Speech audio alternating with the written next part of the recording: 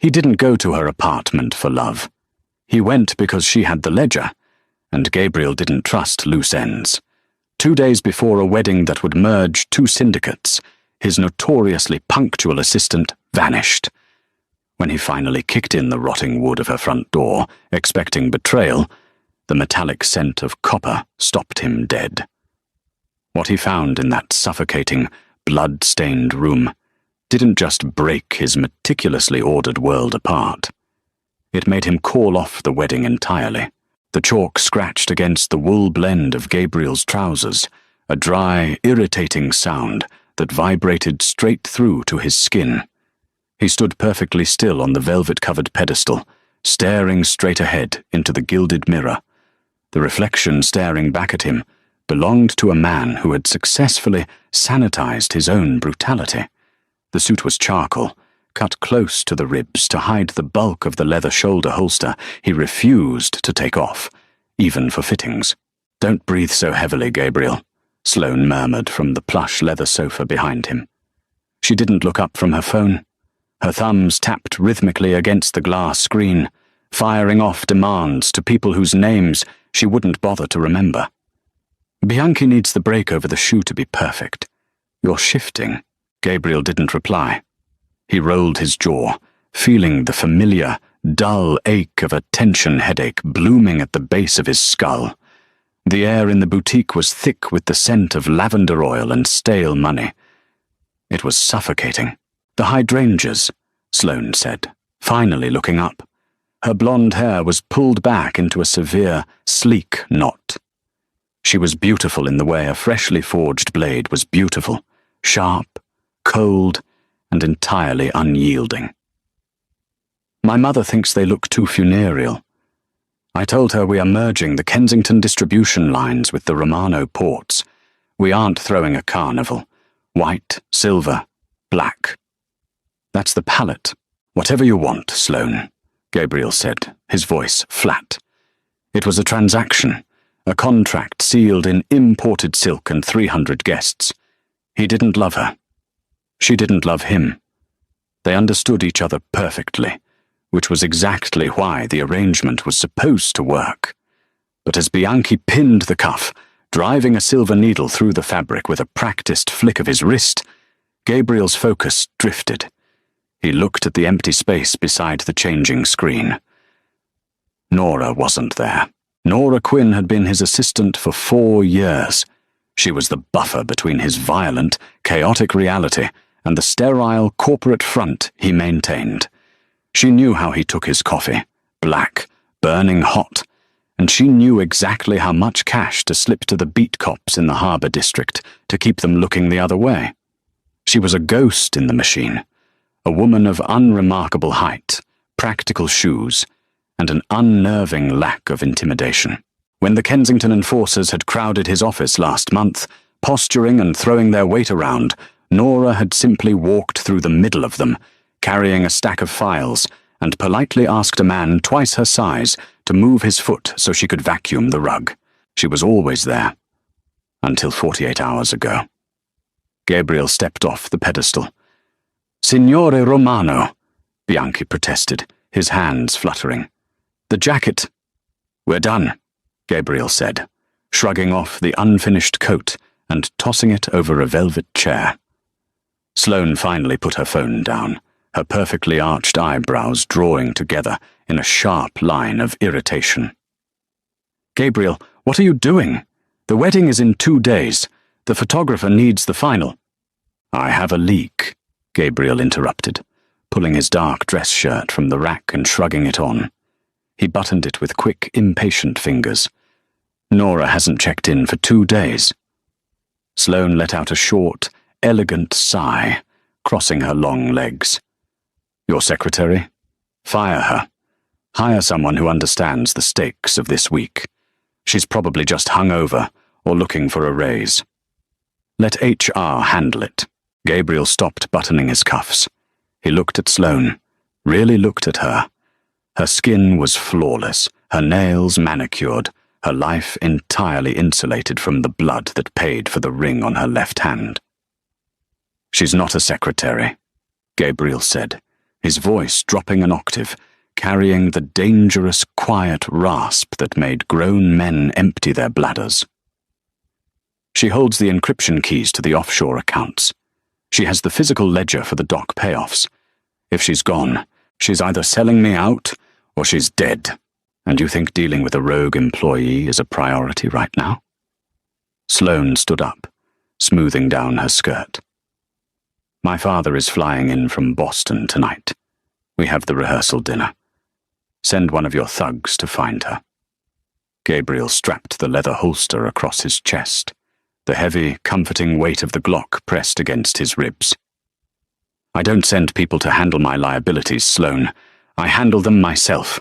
He walked out of the boutique before she could reply, the little brass bell above the door chiming a cheerful, mocking goodbye. The air outside was thick with the threat of rain. The sky above the city was a bruised, ugly purple.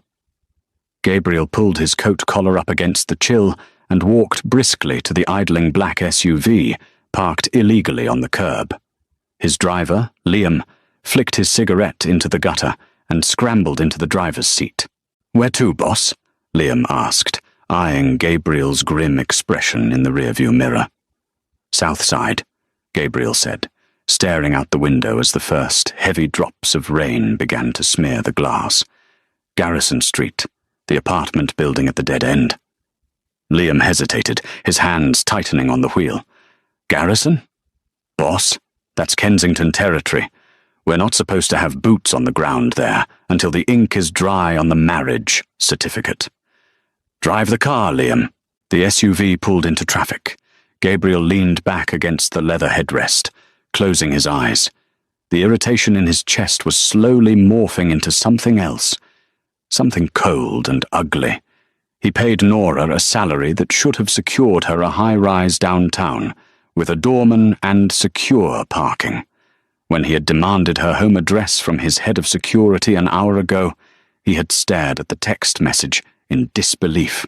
Garrison Street was a decaying artery of the city, choked with condemned buildings and desperate people. It was the kind of place where streetlights were shot out for privacy, and the police only came to collect bodies. Why was she living there? What kind of game was she playing? He thought back to the last time he saw her. Tuesday evening. The office was empty. She was standing by the shredder, feeding documents into the machine. She had looked tired. Her skin, usually a pale, healthy cream, had been sallow. He had noticed a bruise on her jawline, partially covered by poorly matched concealer. When he asked her about it, she had offered a dry, flat smile and blamed an open cabinet door. He had accepted the lie because it was convenient, because he had a wedding to plan. Gabriel opened his eyes, feeling a sudden, sharp twist of self-disgust. He had ignored the warning signs. If she had taken the ledger to the Kensingtons to derail the merger, he would have to kill her. The thought sat heavy in his stomach, a leaden weight that tasted like ash. He didn't want to kill Nora. He wanted to shake her. He wanted to demand why she had disrupted his perfectly ordered life. The city shifted around them as they drove. The glass and steel towers of the financial district gave way to the crumbling brick and rusted iron of the industrial sector. The rain fell harder now, a steady, rhythmic drumming against the roof of the SUV. The streets narrowed, littered with overflowing dumpsters and broken glass that crunched beneath the heavy tires. "Pull over here," Gabriel ordered, as they approached a row of 4-story brick buildings that looked like they were slouching against one another for support. "I should come with you," Liam offered, putting the car in park and reaching for the door handle. "Stay with the car. Keep the engine running." Gabriel stepped out into the rain. The cold water immediately soaked through the shoulders of his coat. He didn't run. He walked with deliberate, heavy steps toward the entrance of the building. There was no buzzer. The glass in the front door had been smashed out and temporarily patched with a sheet of warped plywood. He pushed the door open.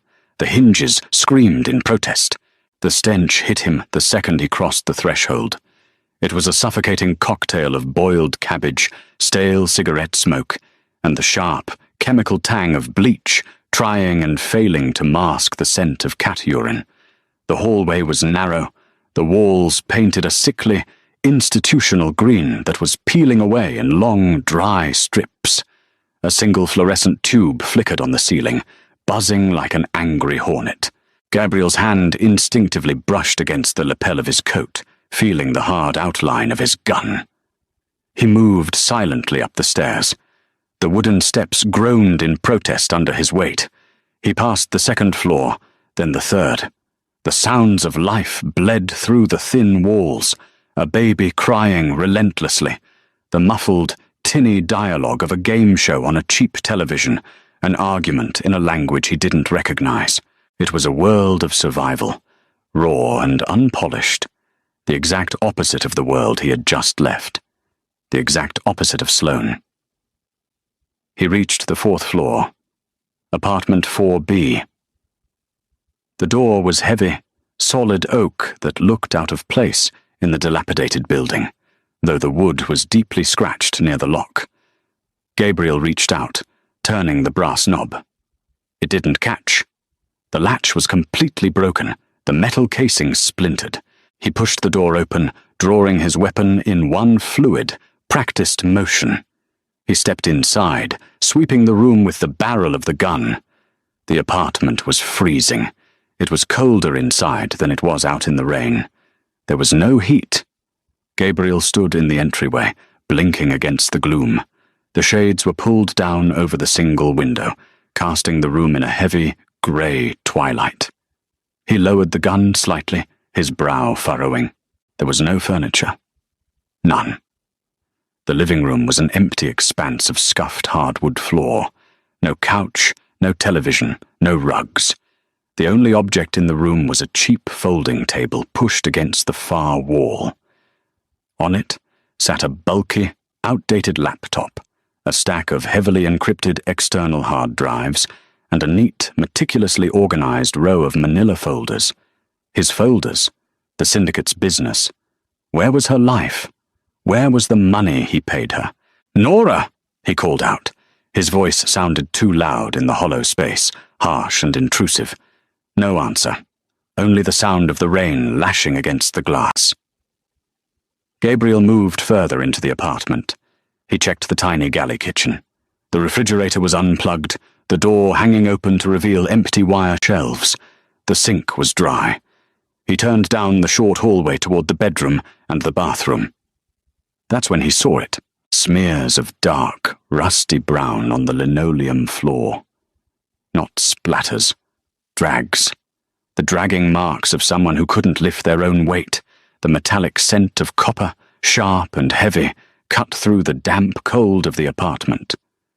Gabriel's pulse kicked against his throat. He followed the trail. It led to the half-open bathroom door. He pushed the door wide. The hinges didn't creak. Nora was sitting on the floor, wedged in the narrow space between the chipped porcelain bathtub and the toilet.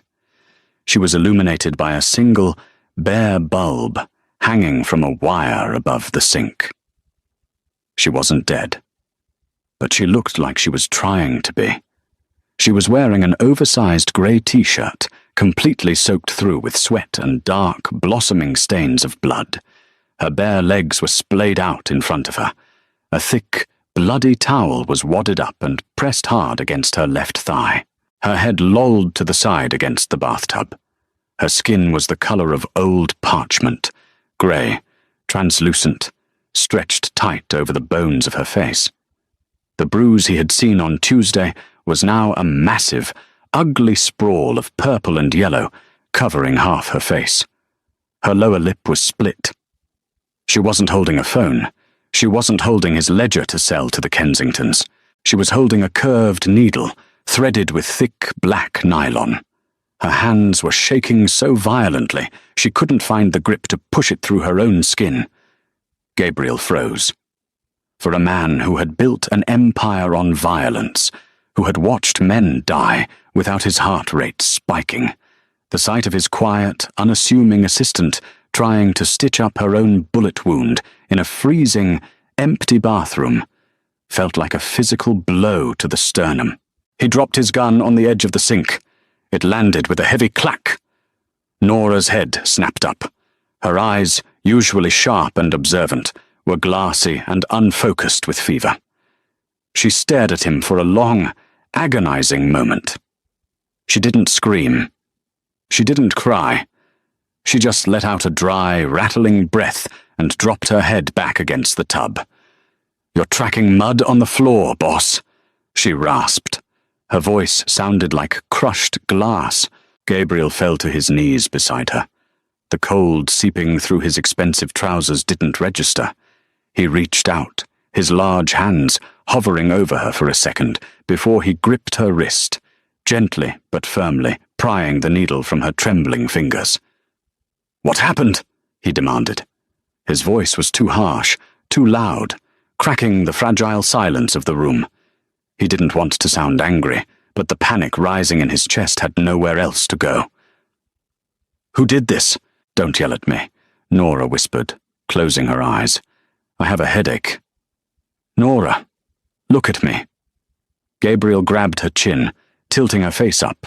Her skin was burning hot. The fever was raging. "Who shot you?"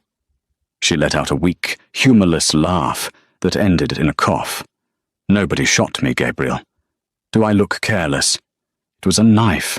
A very big, very ugly knife." Gabriel pulled the wadded towel away from her thigh. The wound was deep, jagged. Someone had dragged a blade across the muscle, trying to hamstring her. It was weeping sluggishly, the edges inflamed and angry red. Infection had already set in. "Why didn't you call the syndicate, doctor?" Gabriel snarled, grabbing a relatively clean section of the towel and pressing it back against the wound. Nora flinched, a sharp hiss escaping her lips. "Why didn't you call me?" "The doctor works for your uncle," Nora panted, her hands gripping the edge of the bathtub until her knuckles turned white. "And your uncle works for the Kensingtons." Gabriel went perfectly still. The blood rushing in his ears sounded like the ocean. "What did you say?" Nora opened her eyes. The fever was there, but the sharp, cynical intelligence that made her indispensable cut straight through the haze. She looked at him with a mixture of pity and exhaustion. "The merger is a hostile takeover, Gabriel. Sloane's family isn't joining you. They're absorbing you. The hit was supposed to happen at the rehearsal dinner tonight. Poison. Clean. They blame a rival family. Sloane plays the grieving widow, and her father takes the docks." She swallowed hard, her throat clicking. "I found the digital trail on Tuesday. Your uncle routed the payoff money to the caterers.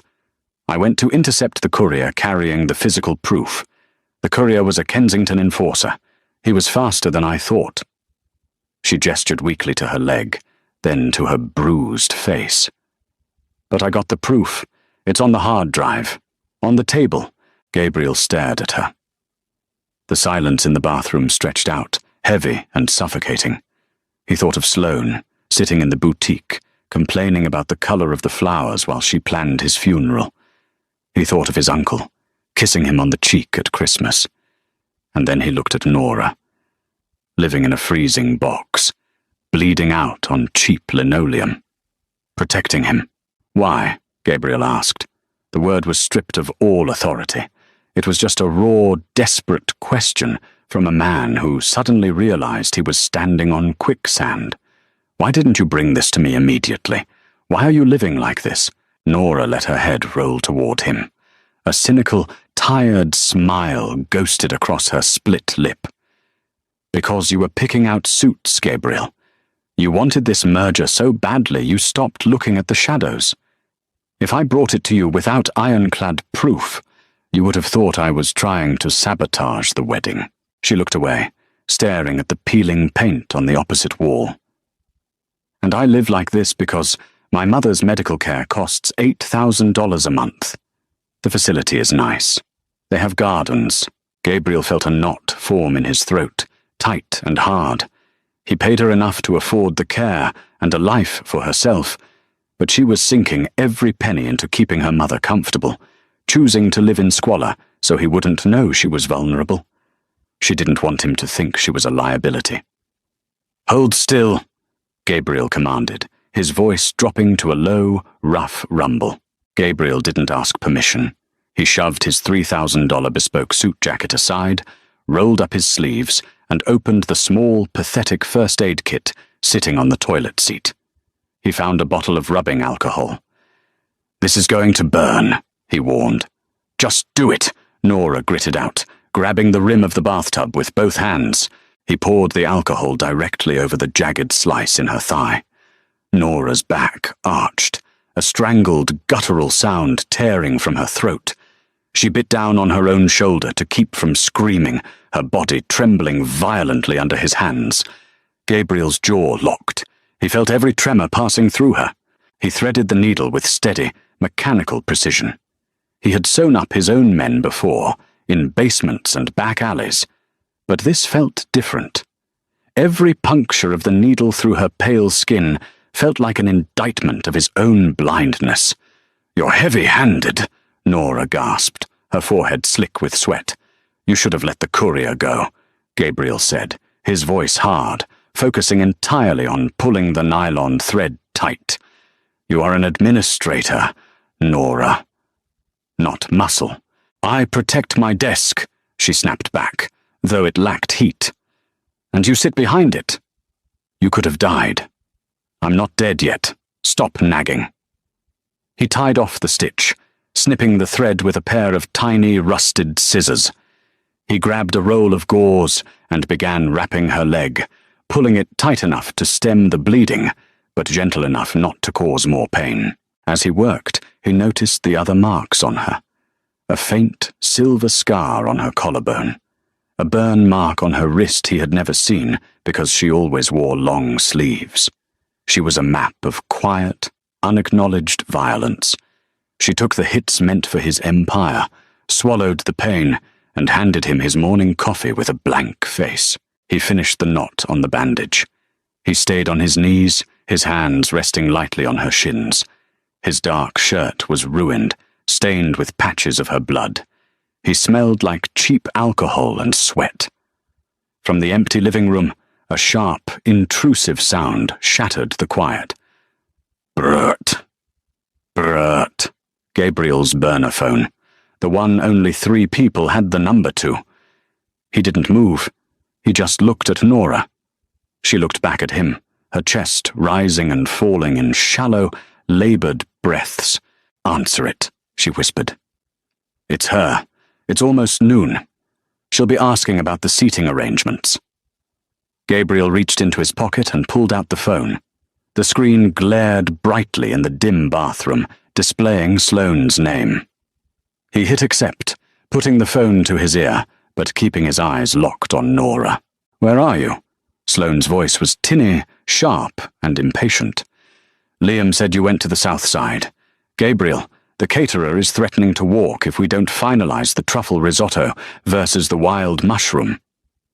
Gabriel stared at the blood on his hands. It was sticky, drying into the creases of his knuckles. He thought of his uncle. He thought of the poison. "Sloane," Gabriel said. His voice was terrifyingly calm. It was the voice he used right before a room caught fire. "What? And don't use that tone with me. I am trying to hold this event together while you chase a runaway secretary." "Listen to me carefully," Gabriel said, watching Nora's heavy eyelids flutter as the fever pulled at her. "There is no risotto. There is no rehearsal dinner. The wedding is cancelled." Silence on the other end of the line. A long, stretching void. "Excuse me?" Sloane finally hissed, the facade cracking. "You cannot cancel this wedding, Gabriel. Do you understand what my father will do? This is a merger." "It's a hostile takeover," Gabriel corrected softly. "And your father is going to find out very shortly that the Romano ports are closed to him. Tell him the courier he sent on Tuesday was sloppy. Tell him my secretary sends her regards." "Gabriel, do not call this number again. If I see your uncle or your father in my city by nightfall, I will sink them in the harbour. He didn't wait for her response. He crushed the phone in his hand, feeling the cheap plastic screen, spiderweb and crack under his grip, before tossing it into the dry bathtub. He turned his attention back to Nora. She was smiling. It was a terrible, bloody, exhausted smile, but it was genuine. "You ruined the suit," she murmured, her eyes finally sliding shut. "I hated the suit," Gabriel said. He didn't hesitate this time. He slid one arm under her knees and the other behind her back, ignoring her weak groan of protest. He lifted her off the cold linoleum. She weighed nothing. It enraged him all over again, how little space she took up, how easily she carried the weight of his world while starving herself of her own. "Where are we going?" she mumbled, her head falling against his chest. "To my house," Gabriel said, carrying her out of the bathroom, past the empty, freezing living room, and out the splintered wooden door. "To my doctor. And then, Nora, you are going to tell me exactly how we are going to tear the Kensington Syndicate down to the studs." She didn't answer.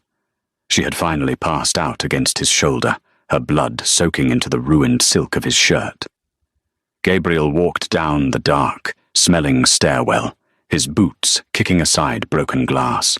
He was walking away from his wedding. He was walking into a war. And for the first time in months, as he held the woman who had bled to keep him breathing, Gabriel felt entirely awake. The ride to the estate was a masterclass in suffocating silence. The black SUV tore through the slick, rain-battered streets, taking corners with a reckless speed that threw Nora's unconscious body against Gabriel's chest. He didn't adjust her. He just clamped his arm tighter around her shoulders, his jaw locked so hard, his molars ground together. The heavy iron gates of his compound parted, and Liam slammed the brakes outside the front portico, before the vehicle had even fully stopped. "Get Victor," Gabriel snapped, kicking his door open. "I want him in the East Wing guest room 3 minutes ago." Liam didn't waste time nodding. He sprinted toward the security annex. Gabriel carried Nora through the cavernous foyer of his home. His boots left dark, muddy prints across the imported marble, but the pristine, curated perfection of the house only made him nauseous. The air smelled of beeswax and expensive air filters.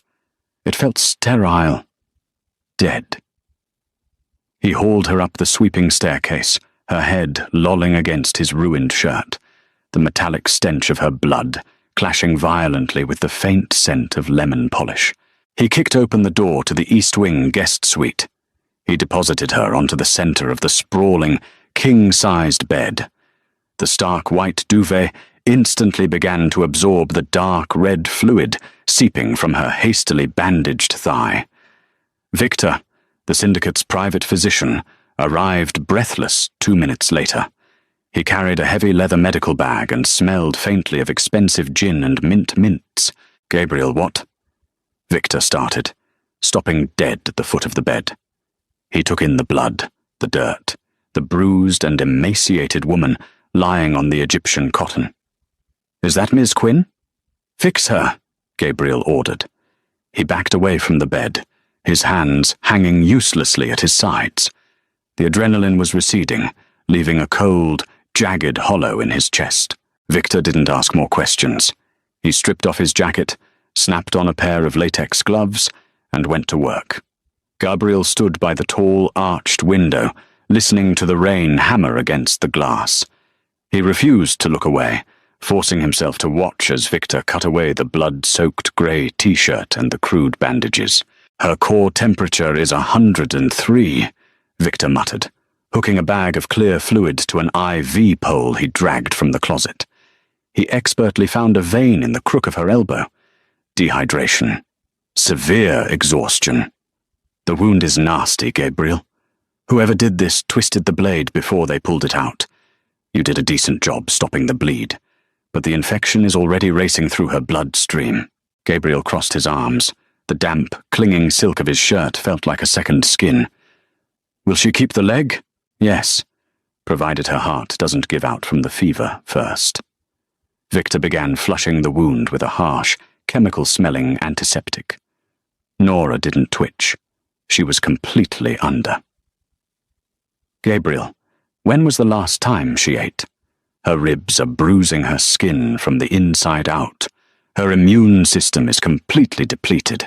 It's like she's been running on fumes and black coffee for a year. The words felt like a physical strike. Gabriel looked at Nora's collarbones, sharp and protruding beneath the harsh overhead light.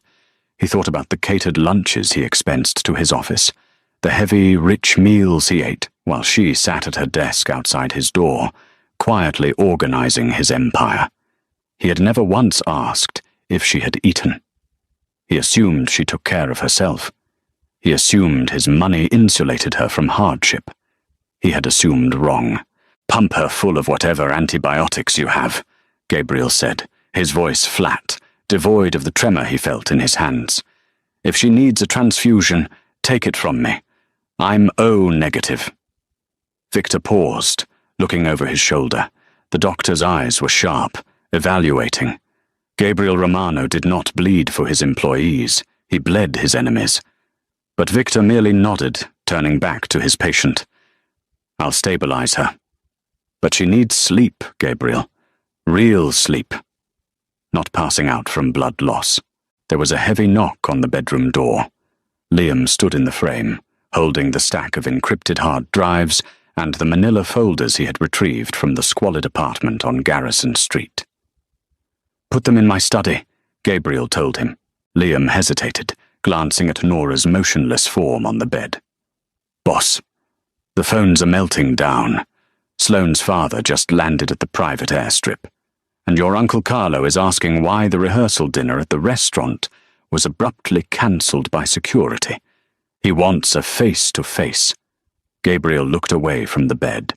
The guilt, the jarring realization of his own failures, crystallized instantly into a cold, focused rage. "Tell Carlo I'll meet him," Gabriel said softly. "Tell him to come here." The study smelled of aged leather, rain, and the sharp tang of gun oil. Gabriel sat behind his massive mahogany desk, a rag in one hand and the disassembled slide of his Glock in the other. He wiped down the springs with mechanical, rhythmic precision.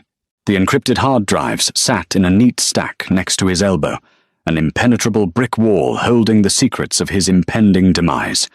He had tried the standard syndicate bypass codes. Nothing worked. Nora had locked them down with an algorithm he couldn't crack. Down the hall, the house was entirely silent, save for the ticking of the grandfather clock in the foyer. It was 3 a.m. He slapped the slide back onto the frame of the gun, racking it once. The sharp, metallic clack echoed off the vaulted ceiling. He shoved the weapon into his shoulder holster. A soft, dragging sound caught his attention. It wasn't the heavy tread of his guards. It was a friction sound, fabric against hardwood. Gabriel stood up, his hand dropping instinctively toward his chest. He moved silently to the door of the study and pulled it open. Nora was leaning heavily against the doorframe of the guest room at the end of the hall. She was a ghost. She wore one of Gabriel's oversized black button-down shirts, which Victor had clearly found in his closet and put on her after cleaning her up. It fell to her mid-thigh, swimming on her frail frame. Her left leg was heavily bandaged, a thick brace locking her knee straight. Her right hand gripped the aluminum pole of the IV stand, using it as a makeshift crutch. She looked absolutely wrecked. Her face was a mottled canvas of purples and sickly yellows, her hair a damp, tangled mess against her neck. But her eyes, staring down the long, shadowed hallway at him, were violently awake. "Get back in bed," Gabriel ordered. His voice was a low rumble, carrying across the polished floors. Nora didn't listen. She never really did, he realized. She just managed his demands in a way that made him think he was in control. She took a step forward, dragging her stiff leg, the wheels of the IV pole squeaking softly. Gabriel swore under his breath and closed the distance in 5 long strides. He stopped right in front of her, his hands hovering, unsure where to grab her that wouldn't cause her pain. I said, "Get back in bed, Nora. You're bleeding through the dressing." "I heard cars," she rasped. Her voice was thin, completely ruined by dehydration. "Gravel crunching. You sent Liam out." "Liam is pulling the guards from the harbour and redirecting them to the perimeter of this estate. Now, bed." "You can't read the drives," she said, ignoring his command entirely. She leaned her weight onto the IV pole, her knuckles white. She tilted her head back to look up at him. "You don't have the encryption key. You're flying blind, Gabriel." He stared down at her. The scent of Victor's sharp antiseptic lingered on her skin, mixed with a faint, underlying smell that was purely her, something like dry paper and rain. "I can handle my uncle and the Kensingtons without a spreadsheet." "No, you can't," Nora fired back, a spark of genuine irritation finally breaking through her exhaustion. Carlo didn't just route the caterers' money, he gave them the layout of the South Armory. He gave them the shift rotations for your personal detail. If you go to war tonight without knowing exactly what he sold them, they will slaughter your men. Her chest heaved, the effort of speaking draining the little color she had left in her face. She swayed dangerously on her good leg. Gabriel caught her by the waist. His large hand splayed flat across the soft cotton of his shirt, pulling her flush against his chest. She gasped, a short, sharp intake of breath, her hands flying up to grip his forearms. For a second, neither of them moved. The physical contact was jarring. For 4 years, they had existed in a sterile, professional orbit, never touching, never crossing the line of the desk. Now, she was pressed against him, burning with fever, her heart hammering against his ribs like a trapped bird. She felt impossibly small, yet she was holding the entire weight of his survival in her bruised head. "Let me go," she muttered, looking down at his chest, refusing to meet his eyes. "You're going to fall." "I'm going to the study," she corrected, her voice tight with a strange defensive panic. "I need my laptop." "You need a hospital." Gabriel shifted his grip, fully intending to pick her up again. Nora's hands tightened on his arms, her short nails digging into his skin. "Gabriel, please." The word stopped him. She never said please. She organized, she executed, she informed, she didn't beg. He finally looked at her face, really looked at the raw, unfiltered terror pooling in her dark eyes. It wasn't fear of the Kensingtons. It was fear of being useless. She had starved herself and lived in squalor to prove she could handle her burdens alone. Being helpless, being carried, it terrified her more than a bullet. He slowly released his grip on her waist, though he kept his hands close. 1 hour, Gabriel compromised, his voice dropping to a gravelly whisper. "You give me the keys, you show me the drops, and then I am sedating you myself." Nora offered a ragged, bloody smirk. "Deal." The heavy leather of Gabriel's desk chair swallowed her. He had wheeled it around to the front of the desk, refusing to let her walk the extra 5 feet behind it. He dragged a heavy wooden stool over for her injured leg, propping it up carefully. Nora didn't wait for him to finish hovering. She pulled the laptop toward her, her fingers flying across the keys. The movement was jerky, uncoordinated from the fever and the lingering effects of whatever painkillers Victor had pumped into her IV, but her muscle memory was flawless. Gabriel stood directly behind her chair, his hands resting on the high leather back. He watched the screen boot up, watched lines of code scroll past as she bypassed the first layer of security on the hard drive. "You're shaking," Gabriel observed quietly. "Caffeine withdrawal," Nora lied. Her teeth were chattering. Gabriel turned and walked to the small wet bar in the corner of the study. He poured a finger of aged whiskey into a crystal glass, walked back, and set it on the desk next to her trackpad. "Drink it. It'll open your blood vessels. Help with the chill." She eyed the amber liquid suspiciously, then picked it up with a trembling hand and threw it back in one gulp. She coughed violently, her face twisting as the burn hit her empty stomach, but a faint flush of colour crept into her pale cheeks a moment later. "Better?" he asked. "Disgusting," she croaked, setting the glass down. "Okay, I'm in." The screen flickered, revealing a massive, heavily indexed spreadsheet. It was a digital map of Gabriel's ruin. "Filter by the last 30 days, Gabriel ordered, leaning closer. His chest brushed the back of her chair. Nora tapped the trackpad. The list truncated. "Here. Carlo initiated 7 transfers from the shell company that handles the dock tariffs. Small amounts, under the radar. But look at the routing numbers." "Cayman," Gabriel said, his eyes narrowing. "Sloane's father's preferred bank." "Exactly, but it's not just money, Gabriel. Look at the attached files."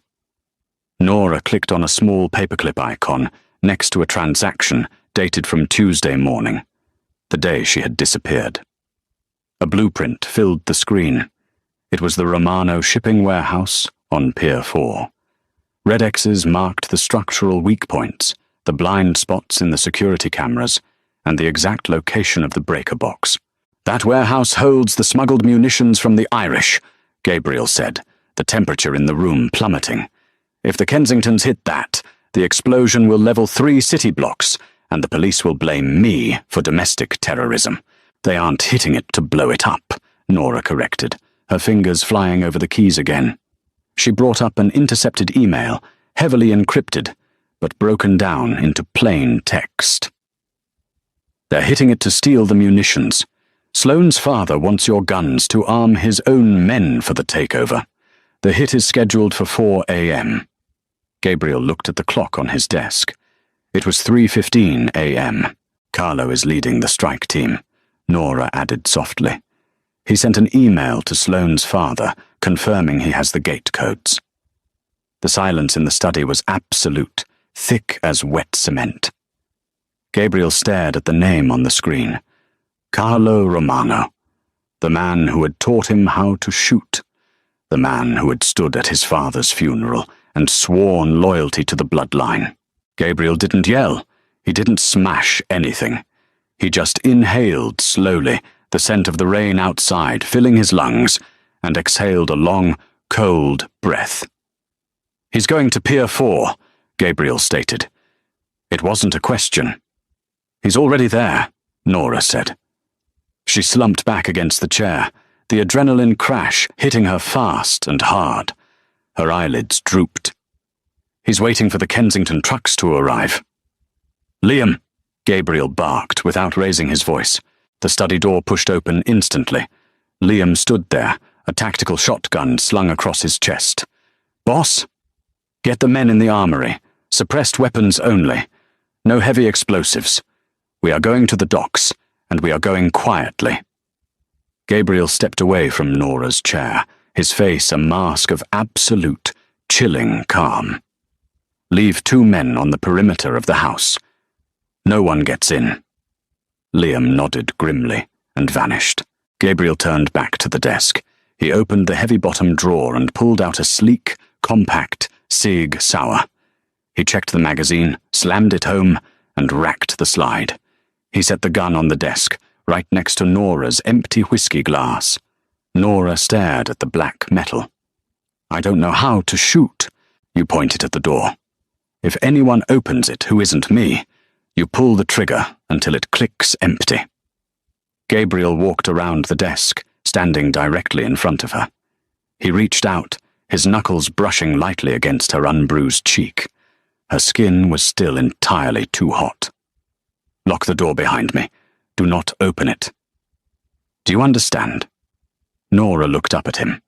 The cynical, detached assistant was gone. The woman looking back at him was stripped raw, terrified but entirely present. "Gabriel," she whispered.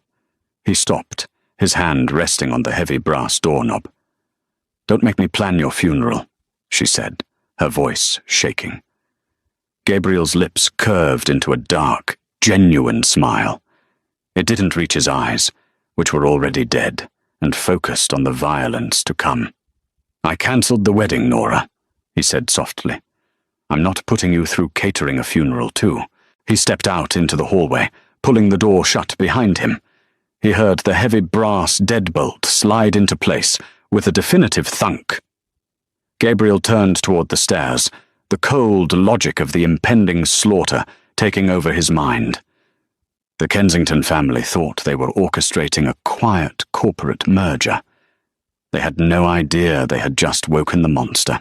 The docks at Pier 4 smelled of diesel exhaust, rotting kelp, and rusted iron. The rain had slowed to a persistent, freezing drizzle, leaving the world slick and coated in a greasy sheen.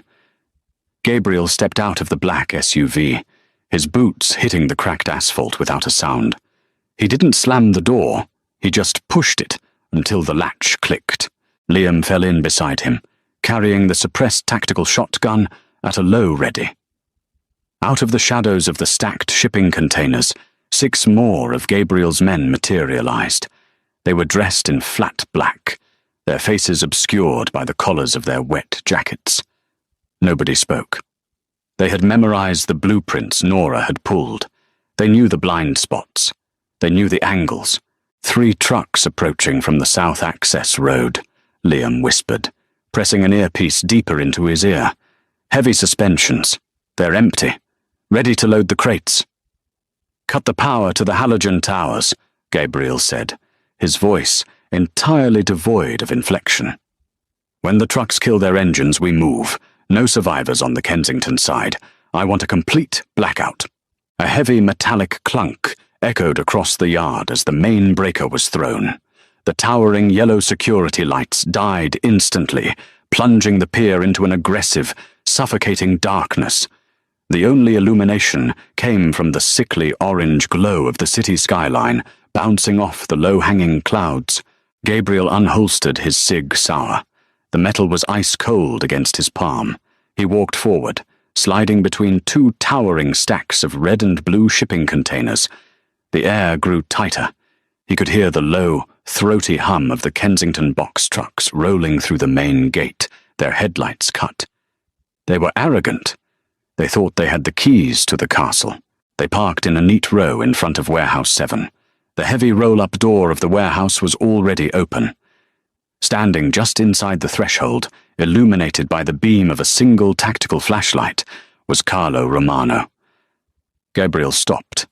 He stood in the shadow of a rusted crane, 30 feet away, watching his uncle pull a silver flask from his coat, unscrew the cap, and take a long drink. Carlo looked relaxed. He looked like a man who had just secured his retirement. 3 Kensington enforcers hopped out of the lead truck. They were big men, carrying unsuppressed assault rifles, moving with the sloppy confidence of a crew that expected no resistance. "You got the codes for the inner vault, Carlo?" the lead enforcer asked, his voice carrying over the sound of the water slapping against the wooden pylons. "Already punched in," Carlo replied, wiping his mouth with the back of his hand. "Make it quick. Gabriel is busy looking for his missing secretary. He won't notice the armory is empty until tomorrow afternoon." Gabriel stepped out of the shadows. He didn't run. He didn't shout. He just walked into the open yard, the gravel crunching softly beneath his boots. Carlo saw him first. The older man's hand froze mid-air, the silver flask slipping from his grip and clattering against the concrete. The liquid spilled out, dark and smelling of cheap brandy. "Gabriel!" Carlo choked out. The 3 Kensington men spun around, raising their rifles. They never got the chance to pull the triggers. From the darkness above the shipping containers, Liam and the strike team opened fire. The suppressed weapons sounded like heavy staple guns. Thwip, thwip, thwip. It was incredibly, brutally fast. The lead Kensington enforcer dropped instantly. A neat hole punched through his temple. The second man took 2 rounds to the chest and folded over the hood of his truck, his blood sliding down the wet grill. The third managed to get off one wild, deafening shot into the sky before Liam's shotgun took out his knees, sending him crashing to the pavement, where a final, quiet pistol shot ended his screaming. The silence that followed was heavy, ringing in Gabriel's ears. Carlo was backed up against the corrugated metal wall of the warehouse. His hands were raised, shaking violently. His eyes darted from the bodies of the Kensington men to Gabriel, who was still walking slowly toward him. "Gabriel, wait!" Carlo pleaded.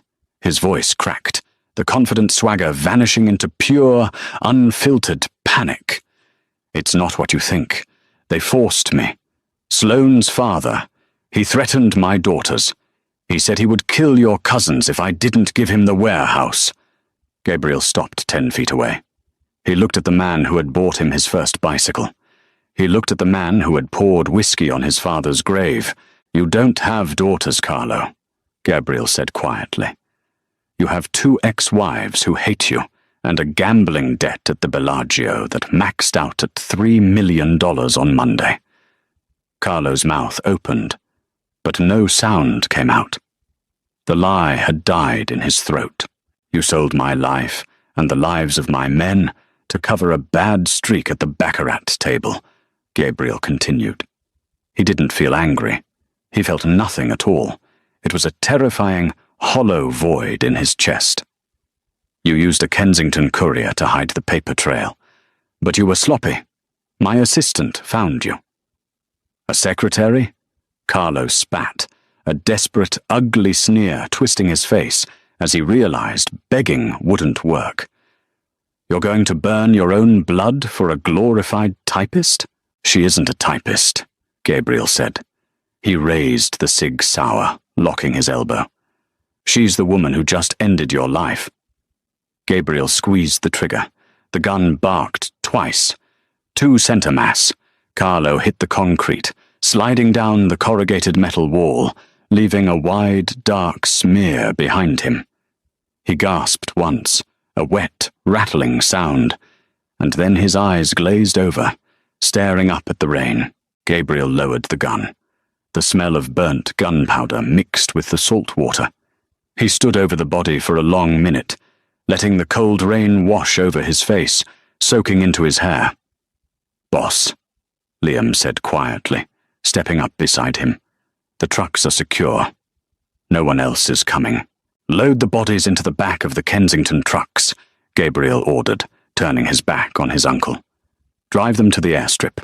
Leave the trucks parked directly in front of Sloane's father's private jet. Leave the keys in the ignitions." Liam nodded. "And Carlo?" Gabriel paused. He looked down at the silver flask sitting in the puddle of brandy and rainwater. "Put him in the driver's seat. Let Sloane's father see exactly what happens to his investments." He walked back to his SUV.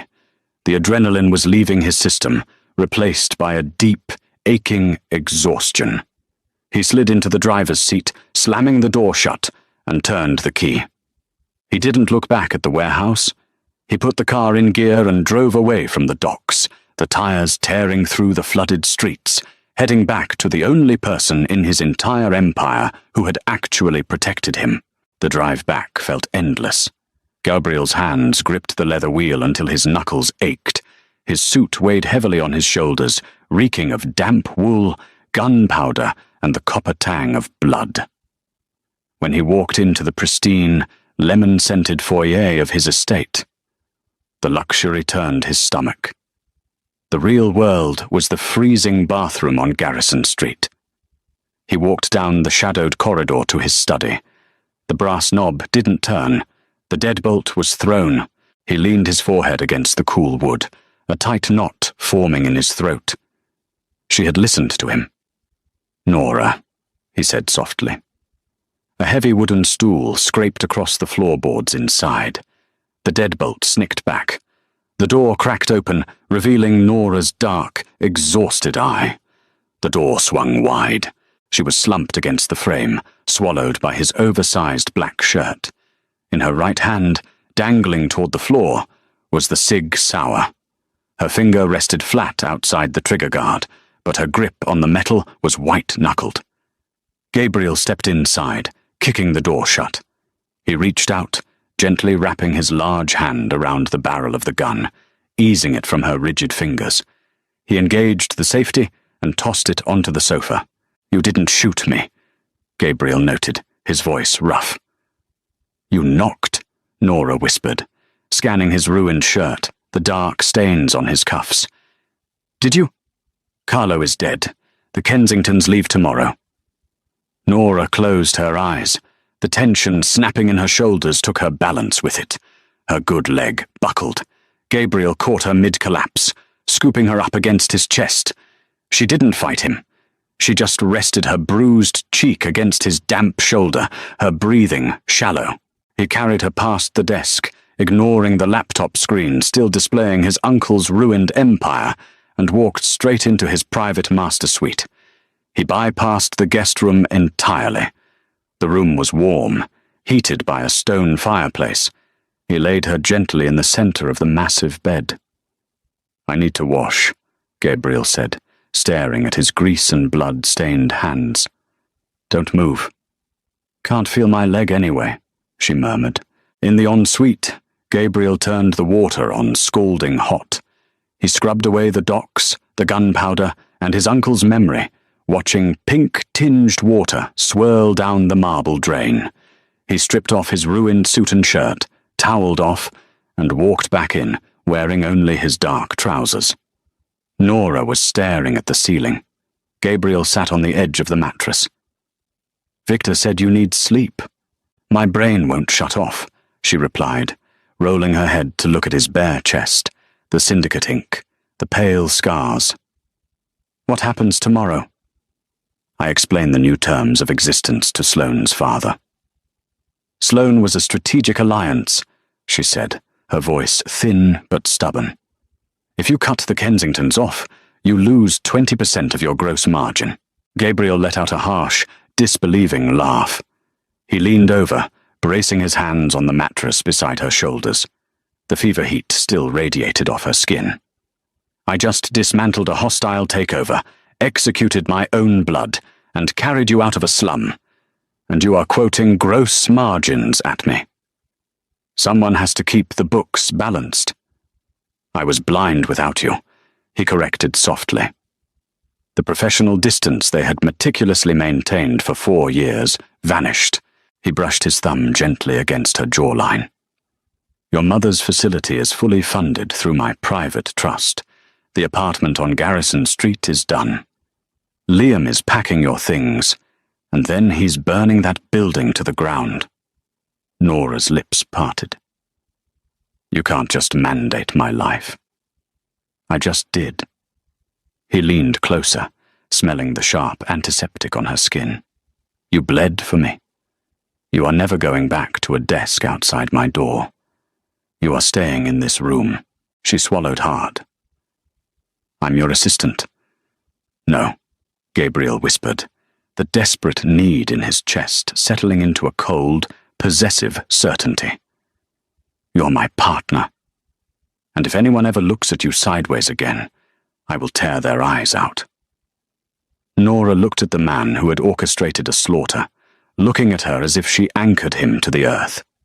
She let out a long, slow breath, the pragmatic walls finally falling away. "I prefer wild mushroom over the truffle risotto anyway," she mumbled, her heavy eyelids sliding shut. Gabriel's chest hitched with a genuine, quiet laugh. He pulled the dark linen sheets over her shoulders. He didn't leave. He lay down on top of the covers beside her, watching the shadows dance on the ceiling, listening to her breathe. The sunlight cut through the tall windows of the master suite like a physical blade, bright and uncompromising. Gabriel was already awake.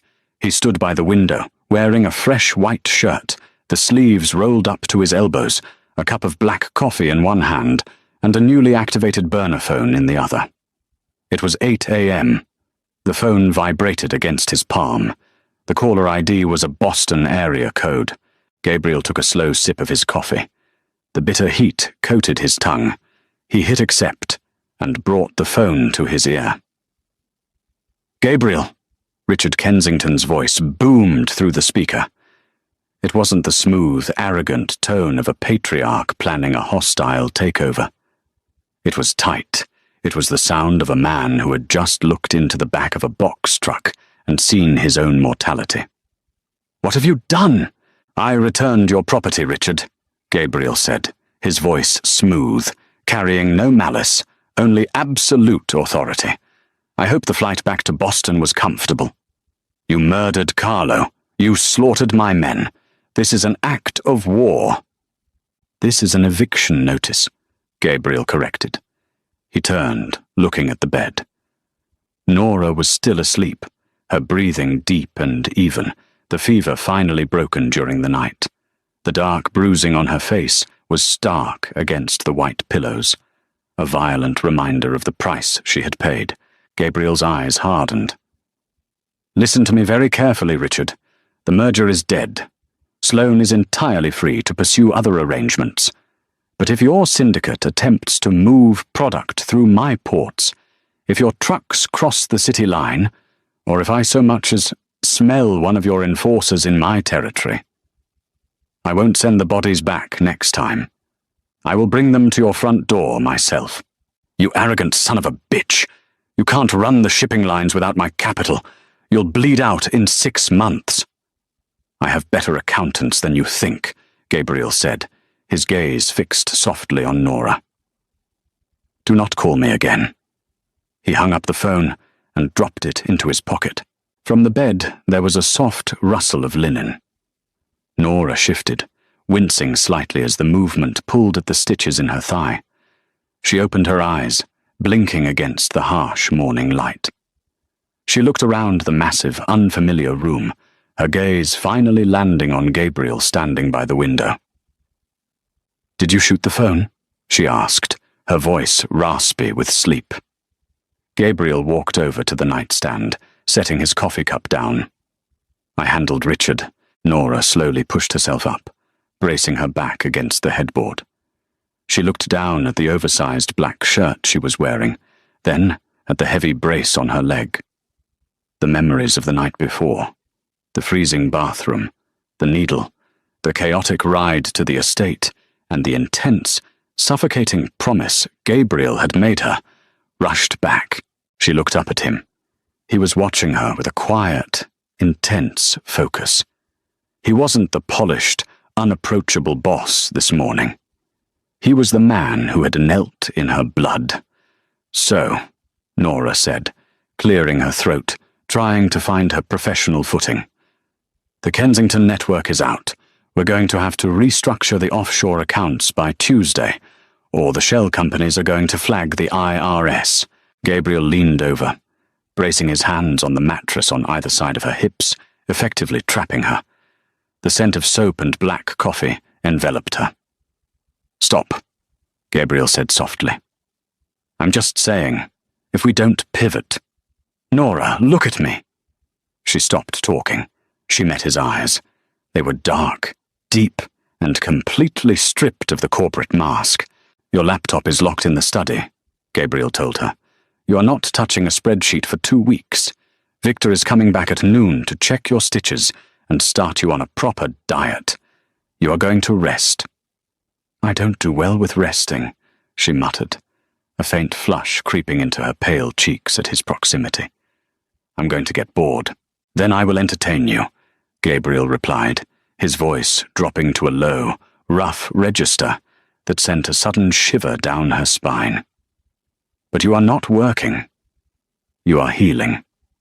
Nora looked at the heavy gold watch on his wrist, then at the faint, silver scars on his knuckles.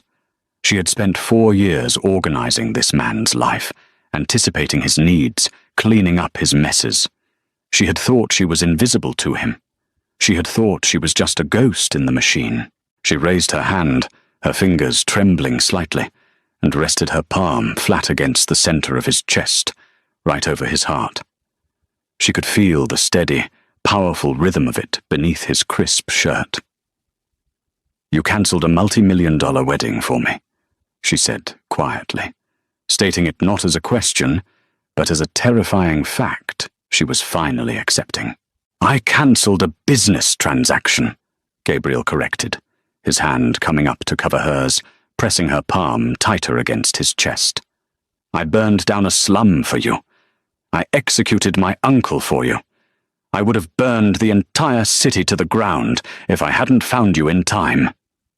Nora stared at him, the cynical, pragmatic walls she had built around her heart cracking and falling away. There was no fairy tale here. He was a violent, dangerous man, and she was the woman who kept his ledgers. Their hands were both covered in blood. But in the cold, brutal light of the Mafia world, it was the truest form of devotion she had ever seen. "Okay," she whispered, her fingers curling slightly into his shirt. "Okay, Gabriel." He didn't smile. He didn't need to. He leaned down and pressed his lips softly against her forehead, lingering there, a silent, absolute vow of protection. The game was over. The desk was gone. Nora Quinn was no longer the assistant in the shadows. She was the queen of the board, and Gabriel Romano was never going to let her fall again. And that is how you execute a hostile takeover of the heart. Gabriel didn't just cancel his wedding. He burned his old life to the ground the second he realized Nora was the one truly holding his empire together. Their shift from boss/assistant to an unstoppable, ruthless power couple is exactly the kind of gritty loyalty we love to see. If you loved this dark, intense journey and want more grounded mafia romances, where the quiet ones hold all the power, smash that like button, subscribe, and share this video. Tell me in the comments, what was your favorite moment of Gabriel's revenge?